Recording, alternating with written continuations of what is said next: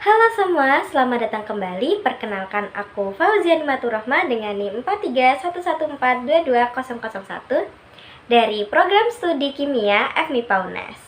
Hari ini kita akan membahas topik yang sangat menarik tentang energi hijau nih, dan bagaimana penelitian terbaru dapat membantu kita untuk lebih mengurangi ketergantungan pada bahan bakar fosil. Kita akan mempelajari bagaimana katalis seperti zeolit Y yang dapat diimpregnasi dengan oksida logam transisi, khususnya nikel yang dapat berperan besar dalam produksi diesel hijau. Yuk simak selengkapnya. Seperti yang kita tahu bahwa permintaan energi global terus meningkat seiring dengan pertumbuhan populasi dan perbaikan kualitas hidup. Namun, cadangan bahan bakar fosil diperkirakan akan habis pada tahun 2050. Wow, sangat bahaya ya. Salah satu solusinya adalah dengan biofuel, seperti diesel hijau yang memiliki kepadatan energi yang lebih tinggi jika dibandingkan dengan bensin dan bisa menjadi alternatif yang sangat menjanjikan dalam mengurangi ketergantungan pada bahan bakar fosil. Lalu, apa sih biodiesel hijau itu? Nah, biodiesel hijau adalah biofuel dengan berkualitas tinggi yang diproduksi melalui proses deoksigenase katalitik. Dibandingkan dengan biodiesel, diesel hijau ini memiliki kestabilan yang lebih baik. Kemudian umur simpannya itu lebih panjang. Nah, hal ini bisa menjadikan diesel hijau untuk lebih ramah lingkungan dibandingkan dengan diesel konvensional biasanya. Sekarang mari kita bahas tentang peran katalis. Untuk menghasilkan diesel hijau yang berkualitas, kita harus menghilangkan oksigen dari minyak seperti triolein yang diambil dari minyak non-makanan. Nah, di sini peran zeolit Y yang diimpregnasi dengan oksida logam transisi seperti nikel akan sangat penting. Melalui proses deoksigenase, katalis ini membantu mengubah triolein menjadi hidrokarbon yang bernilai tinggi.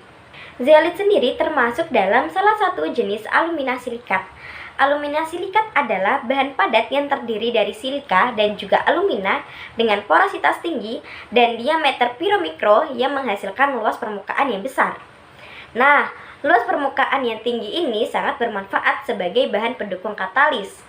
Situs asam pada permukaan silika alumina dapat berinteraksi dengan logam transisi seperti platinum, titania, dan juga bahan logam lainnya. Nah, jenis alumina silikat yang sangat umum kita temuin untuk sehari-hari yaitu ada zeolit dan juga lempung. Zeolit ini merupakan kristal alumina silikat yang terdiri dari polimer yang tersusun dari SiO4 dan juga AlO4 yang bergabung melalui atom oksigen. Zeolit banyak sekali jenisnya, utamanya yaitu zeolit Y yang merupakan material dengan struktur yang lebih teratur dan juga porositas tinggi, sehingga sangat cocok digunakan sebagai katalis. Struktur tiga dimensinya yang terdiri dari silika dan alumina memungkinkan zeolit Y dapat menyerap dan melepaskan ion, termasuk logam transisi. Ini menjadikannya material yang ideal untuk mendukung katalis dalam berbagai reaksi kimia seperti deoksigenase. Dari penelitian yang sudah dilakukan, kemudian dilakukan analisis menggunakan FTIR atau Fourier Transform Infrared untuk menganalisis zeolit Y dan variasi dari berbagai oksida logam transisi. Hasilnya ternyata sangat menarik loh teman-teman. Zeolit Y menunjukkan puncak karakteristik. Namun, setelah diimpregnasi dengan logam seperti nikel, ada pergeseran kecil pada beberapa puncak yang menunjukkan adanya perubahan kecil pada struktur zeolit. Hal ini menunjukkan bahwa perubahan ini, interaksi antara zeolit Y dan juga oksida logam transisi dapat mempengaruhi material, membuatnya lebih baik dan lebih efektif sebagai katalis. Keasaman juga mempengaruhi faktor penting dalam kinerja katalis. Setelah diimpregnasi dengan berbagai oksida logam transisi, zeolit Y menunjukkan perubahan dalam profil keasamannya loh. Misalnya, katalis nikel dan zeolit Y menunjukkan selektivitas tertinggi untuk produk deoksigenase, menjadikannya kandidat ideal untuk produksi dalam diesel hijau. Oke, berbicara soal kinerja, setelah diimpregnasi, zeolit Y menunjukkan hasil yang sangat baik dalam deoksigenase triolein.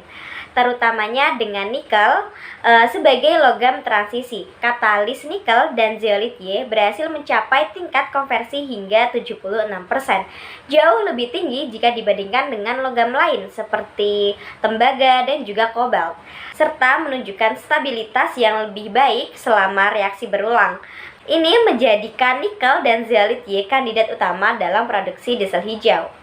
Jadi, kesimpulannya, oksida logam transisi yang disokong pada zeolit Y sangat efektif dalam menciptakan biofuel yang lebih ramah lingkungan seperti diesel hijau. Dengan kemampuannya untuk meningkatkan kualitas dan juga kekuatan situs asam dan mempercepat untuk meningkatkan proses deoksigenase, katalis ini memiliki potensial untuk masa depan energi yang lebih berkelanjutan.